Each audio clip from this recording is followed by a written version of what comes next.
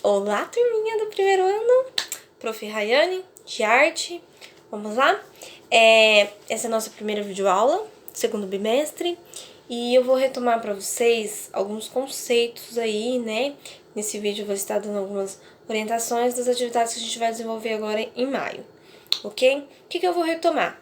A gente viu lá arte rupestre, né? Inclusive deixa eu passar os slides aqui, que eu vou ter que ficar nessa coisa.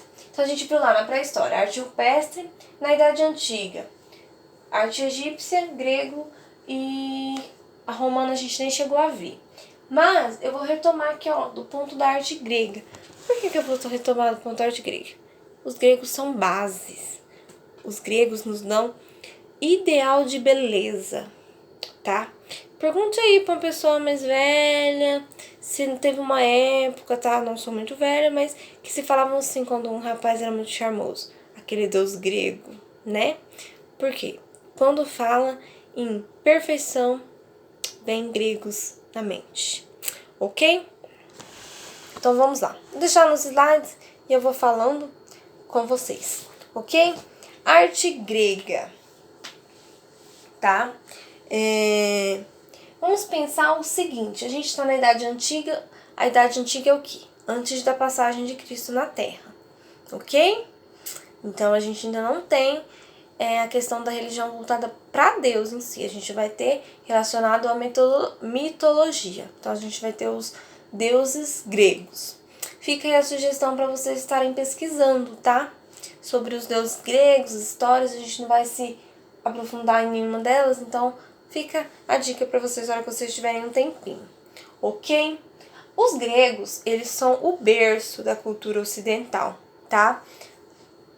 Na escola a gente não trabalha, no nosso referencial não propõe pra gente trabalhar cultura oriental com vocês, então a gente estuda a parte da cultura, da arte ocidental. Então, por isso que eu tô retomando com vocês, porque é muito importante essa parte, essa explicação sobre a base aí dos gregos, ok? Gregos que são sinônimos de perfeição. Nessa civilização predomina o racionalismo, o amor pela beleza, entendida como suprema harmonia das coisas. O interesse pelo homem, essa pequena criatura que é a medida de todas as coisas.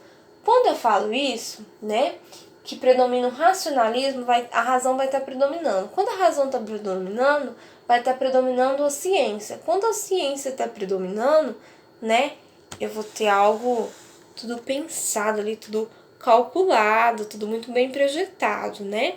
Tudo perfeitinho. Eu não vou estar retratando só do sentimento. O meu sentimento, ele não vai prevalecer.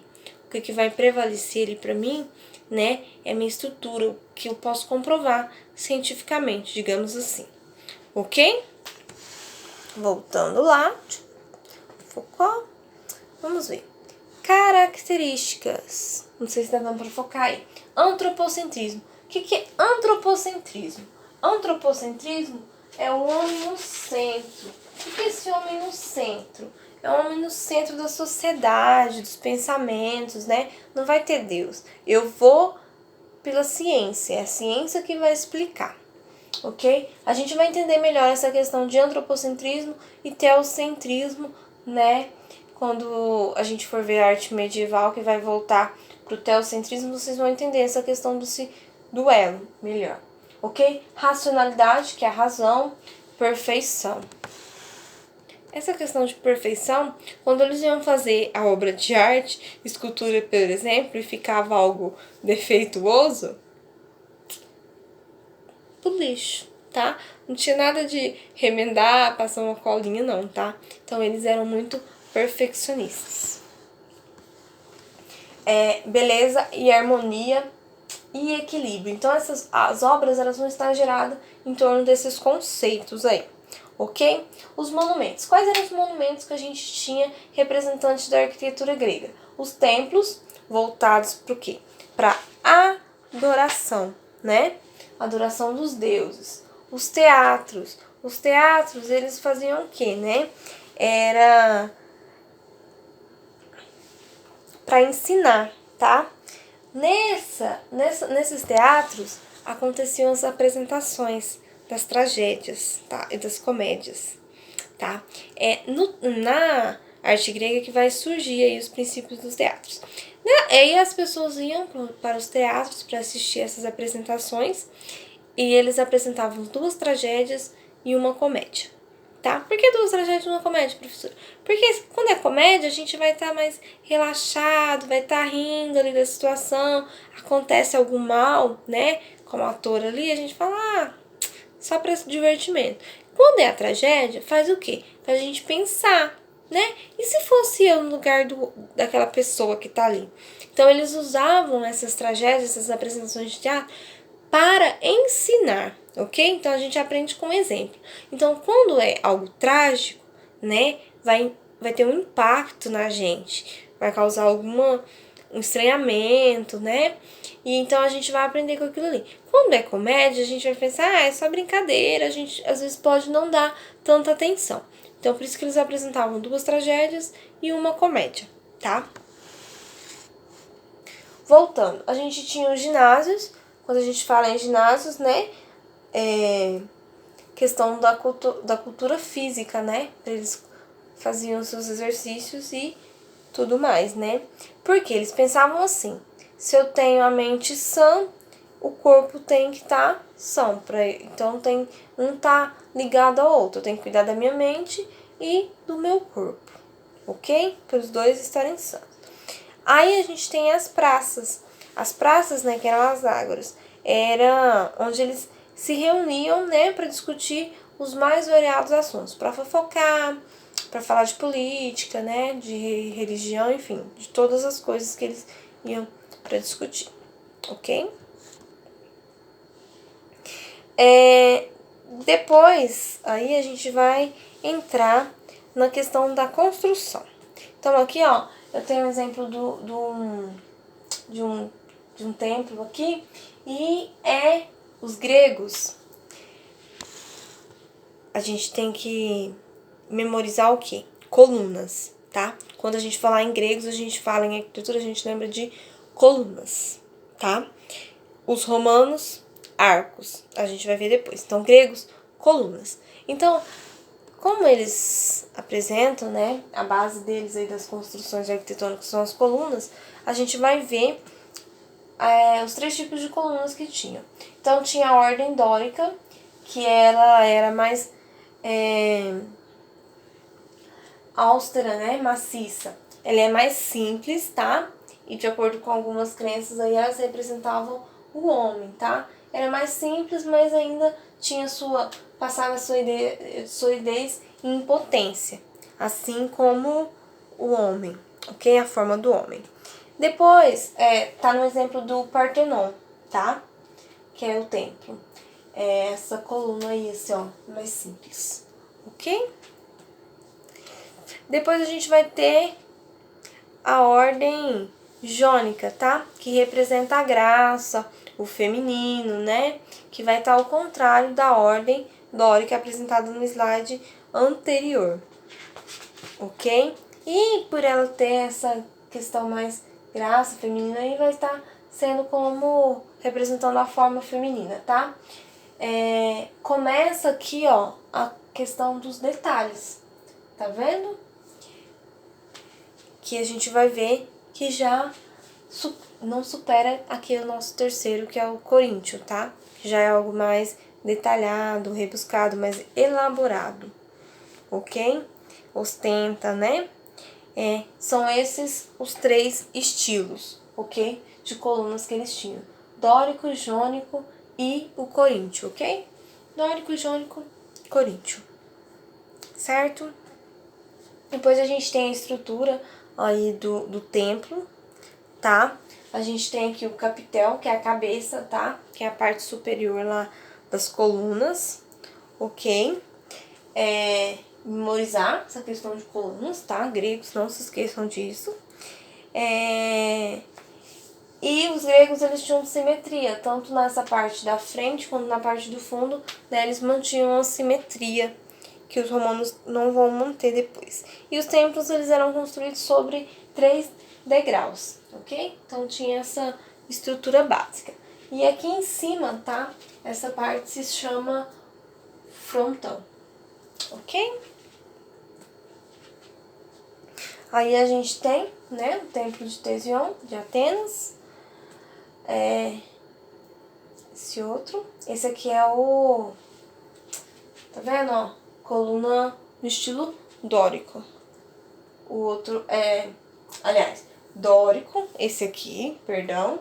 E esse aqui, ó, estilo jônico. Ok? Esse aqui, ó, templo de Zeus no estilo coríntio.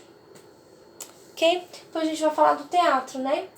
O teatro grego, ele tinha esse formato aqui para facilitar na acústica, né? Que eles não tinham, né, microfone na época, né? Então eles tinham que projetar de um jeito que em todos os lugares escutavam-se as apresentações aqui no centro, ok? Geralmente eles construíam, né, esses teatros aí na beira de montanhas, né?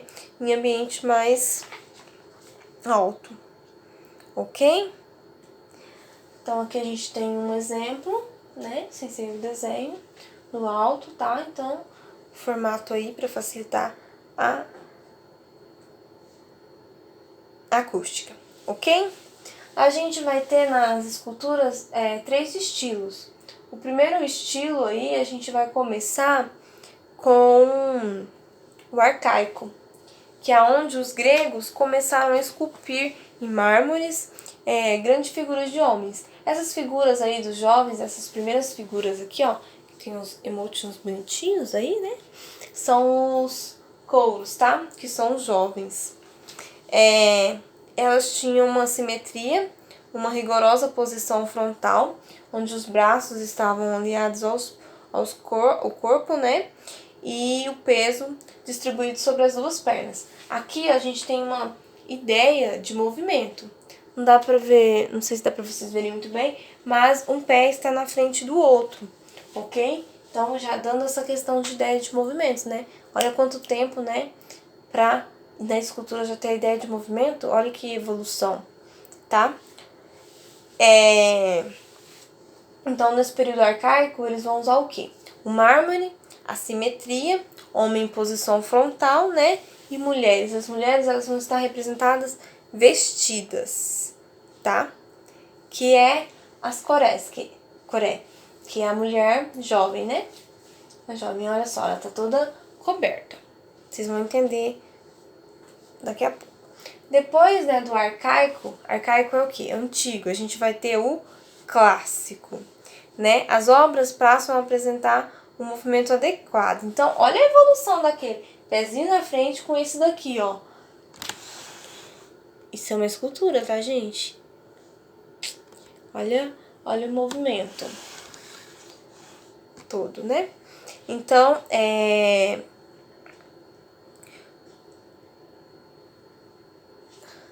para eles conseguirem fazer todo esse movimento, eles começam a usar o bronze, tá? Eles deixam de usar o mármore para começam a usar o bronze, porque era mais resistente, ok? Aqui as mulheres elas já começam a ter estátuas em poses mais delicadas, em movimentos mais sutis, e começa a ter uma leve nudez aí. Um exemplo de estátua é a Vênus de Milo.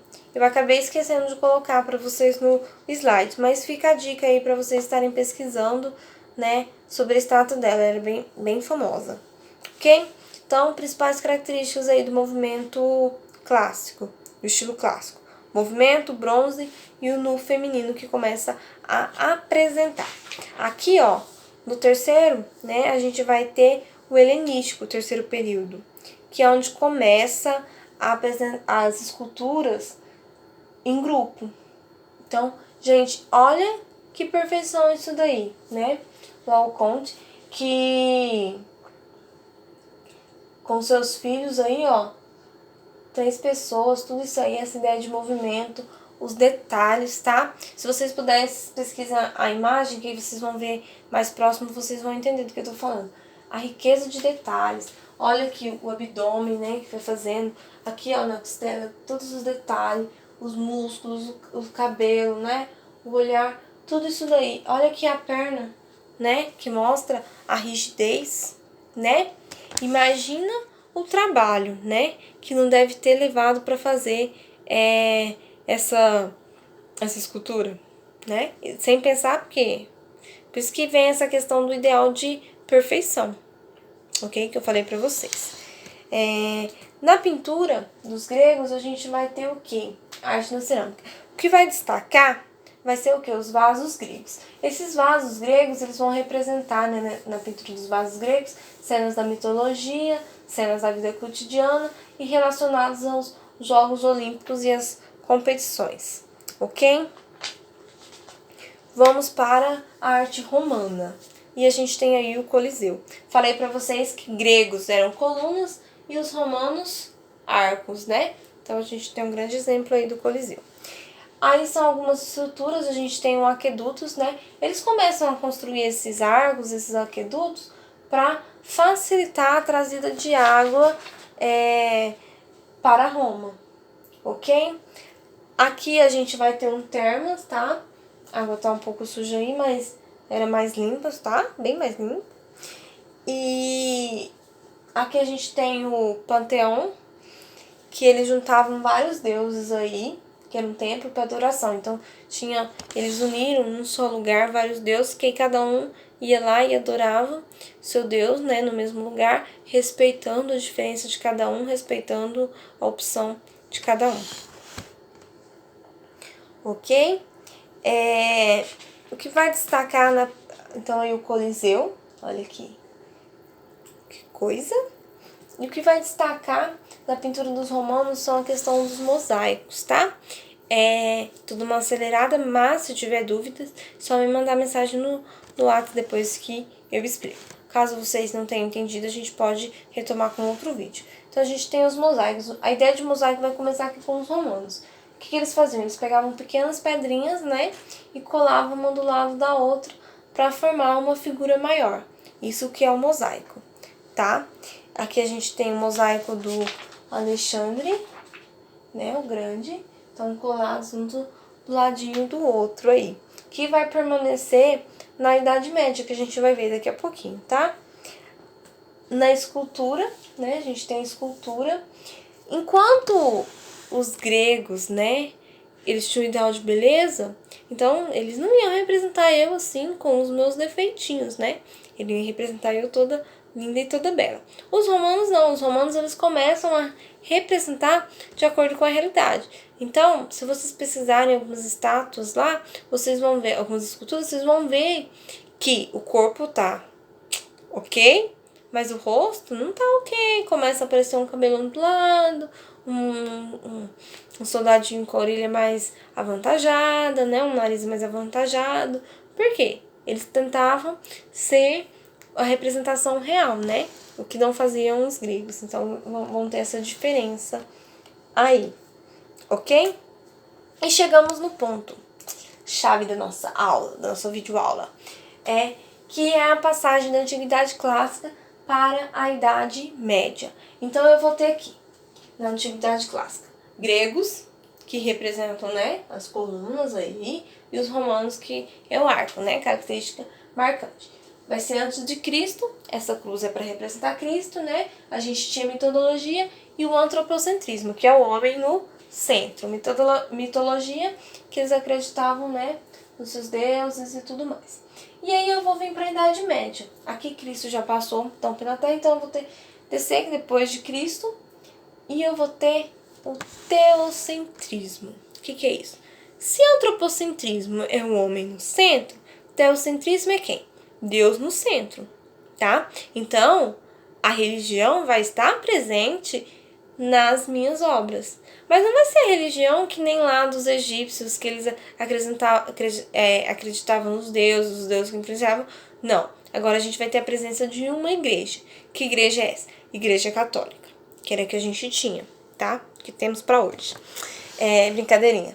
Então, a gente tinha, então, a Igreja Católica. Essa Igreja Católica, ela vai influenciar na arte. Vamos falar daqui a pouco. E a gente tem 3 estilos: o bizantino, o românico e o gótico. Vou falar só sobre o bizantino hoje, tá? E algumas coisas só também. Nas próximas aulas que eu vou estar gravando outras videoaulas, a gente vai falar sobre o românico e o gótico. ok? Continuando aí, então, arte medieval, né? A arte medieval, então, ela é marcada pela influência da Igreja Católica.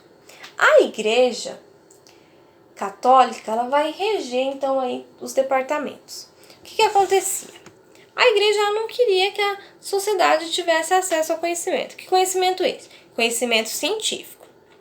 Por que a Igreja não queria? Porque quando a gente tem conhecimento, a gente faz o quê? Questiona. Quem tem conhecimento, questiona, né? Tanto é que quando a gente começa a estudar, a gente percebe, fala assim, não, mas por que isso daí? Né? Eu estudei diferente, a gente não é passado para trás. Então, a Igreja não queria que as pessoas tivessem acesso ao conhecimento científico. Então, o que ela fazia? Providenciava o conhecimento. Conhecimento científico? Conhecimento religioso. E ela vai utilizar da arte para fazer todo esse processo. Vamos lá? Então, a arte vai servir como ensinamento religioso. Temos aí a arte bizantina, ou arte cristã, né? Ela tem influência da arte romana, da grega e do Oriente, que a gente não vê, né? No caso, a arte oriental. A gente vai ter aí o primeiro, que vão ser os ícones religiosos. Garanto que vocês já devem ter visto aí com a mãe, com a avó, com a tia, com alguém, aqueles papelzinhos assim, ó, que já distribui em igreja católica, quem frequenta, com imagem do Espírito Santo, Santo Antônio, vários santos lá, né? Não aperta muito a tia nos santos aí, que tem essa representação. Eles vêm muito representados que nem aqui, ó, que nem Jesus aqui, tá? Esses ícones religiosos eram pequenos painéis de madeira, né, com imagens pintadas supostamente com poderes religiosos. Ainda se mantém nessa crença, né, que esses papeizinhos, eles têm esses poderes sobrenaturais, tá? Então eles já tinham essa ideia, ok? E depois a gente vai ter o que vai marcar, que são os mosaicos. Eles servem para quê? Para decoração e ensinamento. Ensinamento religioso, óbvio, né? Porque entra aquela questão de quem tem conhecimento questiona. Desde os romanos, quando eles surgem lá com as ideias dos mosaicos, não para. Vai ter alguns movimentos artísticos que ele vai estar no ápice, né? Que nem na arte bizantina. E alguns movimentos que eles vão ser deixados meio de ladinho. Mas não se para de usar o mosaico. Tanto é que tem mosaico até hoje. Antigamente, na Praça São José, né? Tinha lá dava pra gente perceber isso lá naquelas pedrinhas que tinham na calçada ali onde a gente andava, causava uma pedrinha, a gente machucava o pé ali e tudo mais, né? Brincadeira, mas dava pra gente ver. Agora, como eles estão reformando, eu não sei, mas essa questão do mosaico, de juntar uma pecinha do lado da outra. Hoje em dia já tem cerâmicas que fazem isso, né? Que a pessoa pode montar na casa e tudo mais, coisas mais sofisticadas. Mas a ideia principal é pegar uma peça menor, juntar do ladinho da outra ali para formar uma imagem maior. Ok? Um beijo, se cuidem, bom descanso, espero que esse vídeo tenha ajudado vocês. Qualquer dúvida, me chama no WhatsApp ou pelo Google Classroom. Vou estar disponibilizando nas duas plataformas para vocês, ok? Vocês vão estar recebendo um arquivo, ok? Que vai conter as orientações das atividades que vocês têm que fazer, assistir o vídeo, o link do vídeo e o material de apoio, tá? Não precisa imprimir o material de apoio, não precisa copiar, só os enunciados e responder, tirar foto e mandar para a prof, ok? Um beijo, se cuide, qualquer dúvida, só me chamar.